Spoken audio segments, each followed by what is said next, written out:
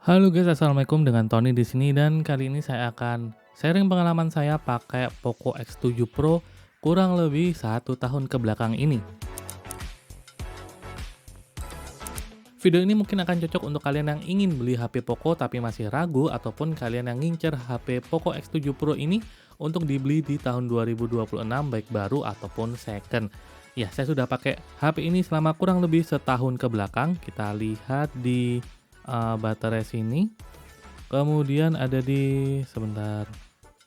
Nah, di perlindungan baterai sini, penggunaan pertama di bulan Maret 2025 dan ini sekarang tanggal 27 Februari. Jadi beberapa hari lagi saya sudah secara resmi saya pakai ponsel ini selama 1 tahun ke belakang. Nah, saya ingin sedikit menceritakan kenapa saya pakai HP Poco X7 Pro ini dan apa aja kurang lebihnya.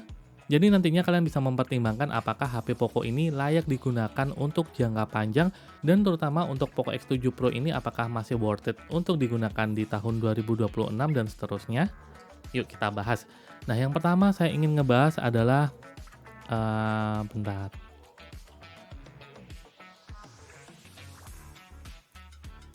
Kapasitas penyimpanan dan ROM di HP ini. Kita bahas di penyimpanannya dulu ya. HP ini saya beli di bulan Maret, itu kurang lebih harganya 4.050.000 waktu itu pas Ramadan juga. Dan saya rasa dengan harga 4.050.000 tersebut saya bisa mendapatkan HP yang punya kapasitas penyimpanan itu setengah tera, 512 GB, dan di sini ada 16 GB extension penyimpanan, extension ROM seperti itu. Dan overall saya sudah menggunakan total itu 336 GB, yang kebanyakan saya gunakan untuk menginstal game-game ini. Ya, game-game ini saya install di HP saya itu hampir memakan 250 GB lebih. Dan kalau kalian memang gamer hardcore, saya rasa penyimpanan 512 GB ini merupakan penyimpanan yang wajib kalian miliki, karena game-game zaman sekarang itu penyimpanannya, bukan penyimpanannya sih, datanya luar biasa gede banget. Kayak Genshin itu 30-an giga, Honkai Star Rail ya 20-30-an giga, ya sudah ngalahin kayak game-game PC aja. Jadi saya rasa kalau kalian seorang gamer, 512 GB akan menjadi standar baru untuk HP kalian. Dan ponsel ini juga punya RAM 12 GB yang kalian bisa extend RAM-nya itu sampai 12 GB juga kalau nggak salah, jadi 24 GB. Tapi saya rasa 12 GB aja udah cukup ya untuk penggunaan sehari-hari, termasuk untuk ngegame. Walaupun di HyperOS 3 ini menurut mereka yang menggunakan Game Hub itu RAM-nya di limit di 3 GB, tapi sayangnya karena memang saya tidak menggunakan aplikasi tersebut, jadi saya fine-fine aja dengan yang settingan seperti ini. Saya tidak mengextend RAM, jadi RAM-nya saya pakai cuma 12 GB saja, dan overall saya tidak pernah menemukan masalah berarti seperti crash ataupun nggak bisa ngeloading suatu aplikasi ataupun game. Semua bisa berjalan amat sangat lancar. Nah, hal kedua kelebihan dari ponsel ini adalah tentu saja prosesornya yang sudah menggunakan MediaTek Dimensity 8400 Ultra yang memiliki 8 inti dan semuanya itu adalah big core semua, nggak ada big little seperti itu. Overall kalau kalian membeli HP ini di kisaran 4 jutaan, saya rasa ponsel ini menjadi ponsel yang paling powerful di range harga 4 jutaan, karena saingan terdekatnya itu adalah Infinix GT30 Pro yang cuma pakai MediaTek Dimensity 8350 kalau nggak salah. Walaupun memang perbedaannya nggak terlalu jauh, tapi tentu saja Poco X7 Pro ini menang dari sisi performanya. Ya sudah nggak diragukan lagi, dengan prosesor ini kalian bisa melibas segala game. Segala game-game ini itu hampir rata-rata rata kanan ya, walaupun memang kalian akan dihadapi dengan fenomena yang namanya CPU throttling. Karena memang pendinginan dari HP ini itu adalah pendinginan pasif, jadi kalau terjadi throttling atau penurunan performa itu adalah hal yang biasa, di mana hal tersebut sebenarnya berguna untuk memperpanjang jangka waktu penggunaan ponsel ini biar HP kalian nggak overheat. Kalau kalian ingin menggunakan performa penuhnya untuk ngegame, kalian saya sarankan menggunakan cooler eksternal saja. Tapi selama 1 tahun ke belakang ini saya nggak pernah pakai cooler eksternal untuk ngegame di ponsel ini, dan overall saya cukup puas dengan performanya. Untuk detail gamenya kalian bisa lihat cek video saya lainnya, saya sudah mendetailkan di situ. Tapi saya sudah sangat puas dengan performa seperti itu dan bisa memaklumi juga sehingga saya bisa mainin game-game yang ada di sini itu dengan cukup nyaman. Untuk panasnya sendiri, paling panas itu di sekitaran 46 derajat ketika saya mainin Delta Force. Namun walaupun demikian, game-game lain itu jarang menyentuh angka 46 atau bahkan 47. Rata-rata semua game itu maksimal di kisaran 44 atau 45-an derajat Celcius. Ya memang suhu yang cukup tinggi, tapi memang dengan performa yang cukup buas dari MediaTek Dimensity 8400 Ultra, saya rasa suhu tersebut masih cukup normal. Apalagi ponsel ini kan punya vapor chamber, dan hal tersebut cukup ngebantu untuk mendinginkan ponsel ini. Hal selanjutnya yang saya suka dari ponsel ini adalah desainnya yang menurut saya nggak terlalu neko-neko, cenderung bisa masuk ke semua aspek, baik orang-orang yang suka ngegame ataupun orang-orang yang ngegame secara casual aja, alias menggunakan ponsel ini kebanyakan untuk komunikasi atau untuk aplikasi harian seperti itu. Dan hal tersebutlah yang membuat saya ngebeli ponsel ini tahun lalu, karena memang desainnya yang cenderung nggak neko-neko, cenderung bisa masuk ke semua kalangan, sehingga untuk saya yang gamer casual masih bisa relate lah dengan bahasa desain Poco X7 Pro ini. Walaupun memang semua material di sini itu menggunakan plastik dan memang kalian tidak akan mendapatkan feel yang premium seperti itu, tapi ini saya rasa feel-nya cukup solid. Dan untuk back covernya ini, walaupun ada yang ngerasa bahwa back covernya ini cukup agak ngangkat seperti itu, biasanya ada di sini kalau kalian tekan, dia akan agak sedikit lembek seperti itu. Tapi hal tersebut saya rasa normal dari sebuah back cover plastik seperti ini. Jadi menurut saya hal tersebut nggak usah terlalu dirisaukan aja sih. Kemudian di bagian depan sini dia menggunakan Corning Gorilla Glass 7i, yang mana sebenarnya saya itu tidak menggunakan screen protection ataupun menggunakan tempered glass di kacanya ini, sehingga ketika jatuh dia baretnya cukup kerasa, terutama di bagian atas sini. Nah, di atas sini dia ini pernah jatuh ke aspal kayak gitu, jadi dia cukup membekas di sini. Kemudian di bagian sini kalau nggak salah dia ini jatuh ke lantai. Tapi sejauh ini untuk layarnya sih ya cukup oke-oke saja ya. Walaupun memang secara kosmetik akan nampak ada goresan-goresan halus, tapi saya rasa hal tersebut masih cukup normal untuk penggunaan sehari-hari. Tapi yang jelas ketika ponsel ini jatuh dengan seperti ini, layar duluan, itu cukup terproteksi karena memang tidak ada istilahnya kerusakan internalnya. Layarnya juga masih fine-fine aja. Jadi dari aspek layar pun saya juga cukup puas dengan layar di Poco X7 Pro ini. Nah, hal lain yang saya suka dari Poco X7 Pro ini adalah baterainya. Baterainya ini berkapasitas 6000 mAh dengan charging itu maksimal di 90 Watt. Saya bisa ngecas ponsel ini kurang lebih 40 menitan dari sekitar 5% sampai 100%. Dan overall selama 1 tahun ke belakang baterainya ini sudah turun 2% baterai health-nya di 98% dengan siklus di 194. Nah, rata-rata biasanya itu 1% penurunan baterai itu terjadi ketika mencapai 125 siklus, tapi itu nggak selalu seperti itu. Ini saya sudah 194 siklusnya, dia sudah 98.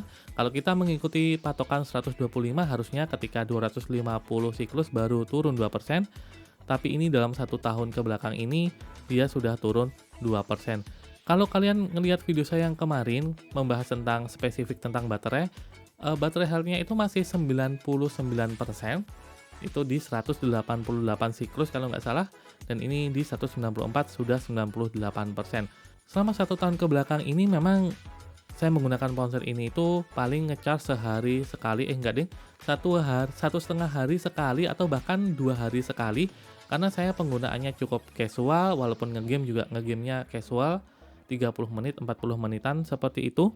Jadi untuk baterainya cukup terjaga, dan kalau kita hitung setiap tahun, ini 1 tahun ini saya turun 2%, katakanlah tahun depan turun 2 atau 3%, kemungkinan besar ponsel ini itu masih bisa digunakan kurang lebih, katakanlah kalau kalian ingin menggunakan ponsel ini 5 tahun dengan penurunan baterai per tahun itu 2%, maka baterai health-nya masih 90%. Yang mana masih cukup oke menurut saya, karena walaupun waktu penggunaannya akan lebih sedikit, ngecas-nya masih kenceng-kenceng aja. 40 menit itu merupakan waktu charge yang menurut saya sudah cepat.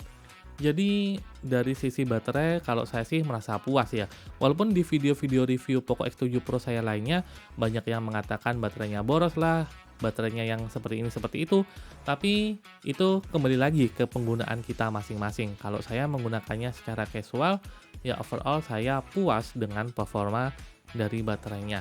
Nah, untuk hal-hal yang menurut saya biasa aja, yaitu adalah sistem operasinya yaitu HyperOS 3 di Poco X7 Pro ini.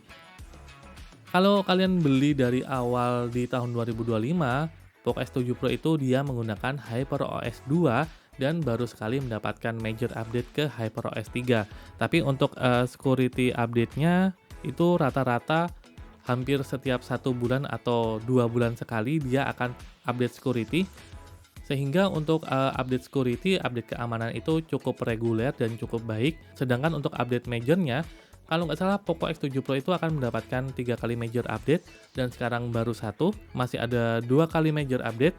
Tapi di HyperOS 3 ini saya tidak merasakan sesuatu yang spesial, walaupun memang kalian bisa menggunakan Hyper Island. Misalnya saya buka aplikasi jam, kalian close seperti ini, dia akan muncul di Hyper Island di sini. Tapi menurut saya ubahannya tidak terlalu spesial menurut saya. Untuk performanya sih cenderung naik, tapi naiknya sedikit banget, hampir sama seperti di HyperOS 2. Bahkan kalau kalian masih di HyperOS 2, kalau kalian nggak update juga nggak masalah juga. Karena menurut saya fitur-fitur di HyperOS 3 ini menurut saya adalah fitur-fitur yang gimmick, yang kalau nggak ada pun ya nggak apa-apa kayak gitu. Karena peningkatan performanya juga ya nggak terlalu signifikan. Dari sisi sistem operasi saya cukup netral-netral aja. Tapi saya harap di update HyperOS 4 ataupun HyperOS 5 nanti ada perubahan atau fitur-fitur yang cukup signifikan sehingga pengguna Poco X7 Pro itu bisa mendapatkan sesuatu yang fresh dari HyperOS selanjutnya seperti itu. Nah, selanjutnya yang nggak terlalu saya suka, sebenarnya bukan nggak terlalu saya suka sih, ada hal yang saya suka tapi ada hal yang nggak terlalu saya suka, yaitu dari kameranya. Saya juga sudah membahas kamera secara mendetail di video yang terpisah, kalian bisa lihat videonya di link yang ada di deskripsi. Tapi hal yang nggak terlalu saya suka adalah stabilisasi di perekaman, terutama untuk kamera utamanya ini. Tapi untungnya saya sendiri jarang banget ngerekam dengan berjalan, kebanyakan saya statis aja. Untuk hasilnya sih sudah cukup oke menurut saya, tapi memang nggak terlalu ada yang spesial karena memang Poco X7 Pro ini lebih nge-push di performanya, price to performnya daripada kualitas kameranya, jadi hal tersebut masih bisa dimaklumi lah menurut saya. Untuk kamera saya rasa kekurangannya cuma di OIS-nya aja atau stabilisasinya ketika ngerekam. Namun overall untuk kamera fitur-fitur yang lainnya untuk ngerekam di ultrawide ataupun foto itu sudah bagus untuk sebuah HP Poco.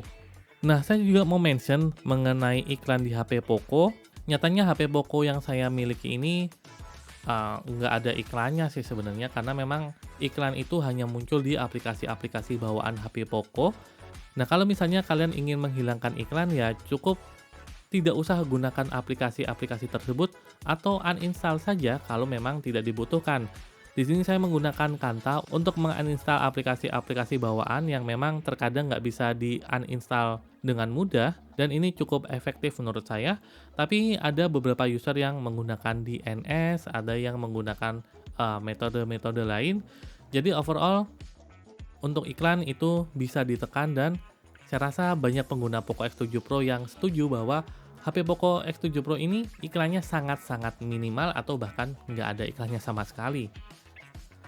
Nah, saya ingin mention satu hal lagi, yaitu kekhawatiran banyak orang, terutama untuk orang-orang yang belum pernah pakai HP Poco, di mana mereka kadang menanyakan bahwa apakah ada isu matot di HP Poco atau mati total di HP Poco. Untuk saat ini di HP Poco X7 Pro itu saya belum pernah mendengar kasus mati total seperti itu. Untuk HP yang saya pakai juga ini juga nggak ada masalah, semuanya masih baik-baik saja. Nggak ada indikasi adanya kerusakan internal yang parah kayak gitu. Jadi overall saya pikir saya masih bisa menggunakan HP ini untuk 3 atau bahkan 5 tahun ke depan. Hal yang menarik adalah Poco X7 Pro ini akan lebih menarik untuk kalian yang ingin ngincer HP-HP berperforma tinggi dengan RAM yang besar dan internal yang besar di tahun 2026 ini. Apalagi kalau kalian ngincer second-nya ya.